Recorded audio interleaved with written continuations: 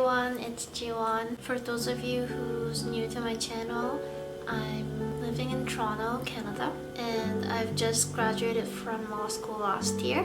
And since then, I've completed the licensing requirements, and this month, actually it might be this Friday, I'll be a full-fledged lawyer. Today, I'm gonna take the mbti personality test. It's been around for a while, and I've taken it a few years back, also a few months back, and I think it'd be interesting to take it now, especially since I feel like maybe my inclinations have changed since I've been home working by myself. And I also get these questions and comments a lot about, oh, I always imagine lawyers to be very vocal and outwardly confident, and you're more quiet, you're sometimes reserved, and I guess their point is you're not the typical lawyer I picture of. I find those comments interesting because I used to think that way too and thought, can I be a competent lawyer without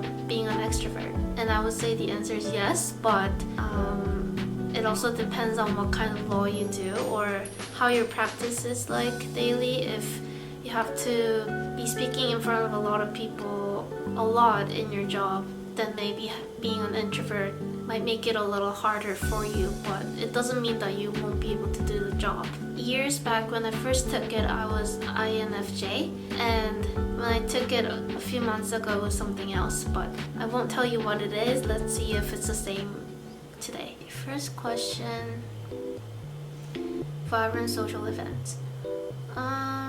Neutral.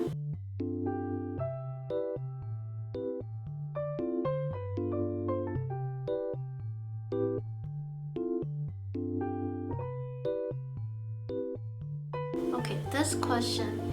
It would be a challenge for you to spend the whole weekend all by yourself without feeling bored. Are we all feeling a little of this right now? I usually like to stay home, and that's my time to recharge myself, but when this whole weekend becomes a few months now, usually I would have said disagree, but a little bit now, yeah. You have a very careful and methodical approach to life. I used to, but I found that this stresses me a lot, so I've been doing less of it.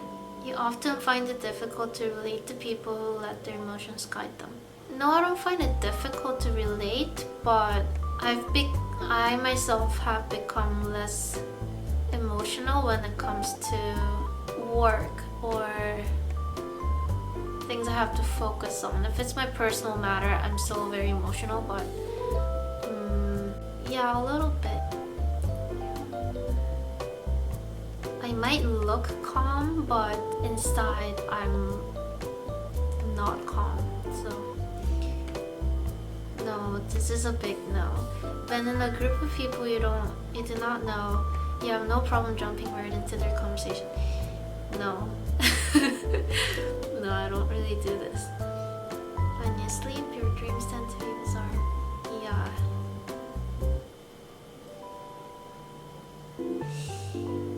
No, it's not okay.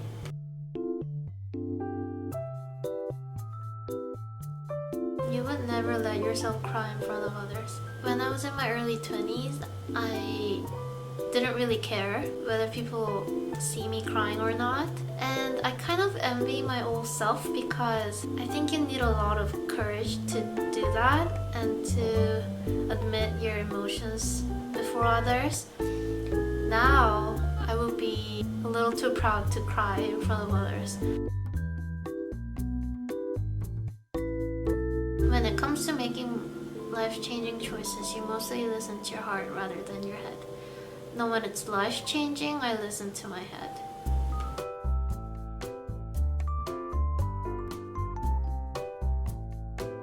Get your revenge. No, I'm too lazy. The time you spend by yourself often ends up being more interesting and satisfying than the time you spend with other people. Like I said before, I do like my alone times, but having been home for a few months now, I think I do come alive when I speak with my friends. So often put special effort into interpreting the real meaning or the message of a song or movie. Oh, definitely. The thing with watching movies especially, I don't like to watch movies by myself because I often have things to say afterwards, and if I just have to go home and think about it by myself, it's a little unsettling.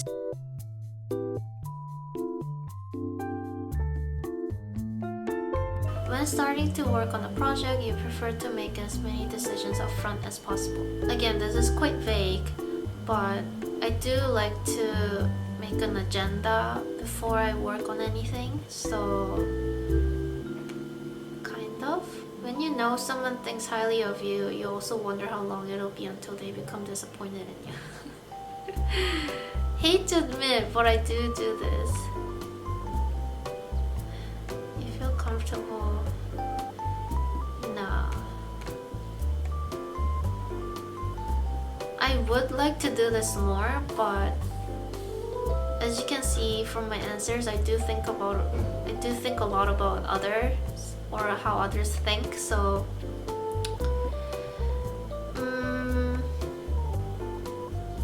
neutral. You often talk about your own feelings and emotions. If you're my close friend watching this, you would disagree, but I think I've gotten better at it, so maybe here. You've got detailed education or career development plans stretching several years into the future. They used to be detailed, but again, I found that too much detail in a plan stresses me out, so it's not extremely detailed. But I do have a plan.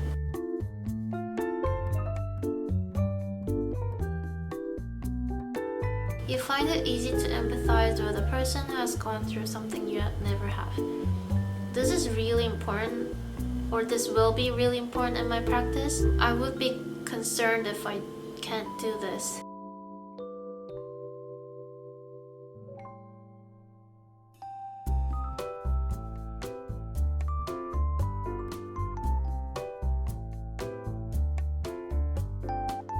Oh my god. Okay. So I have INFJ again.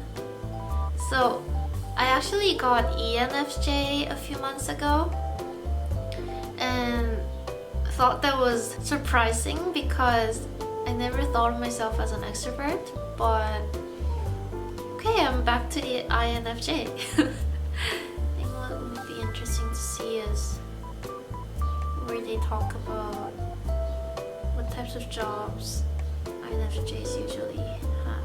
Oh, career paths, okay.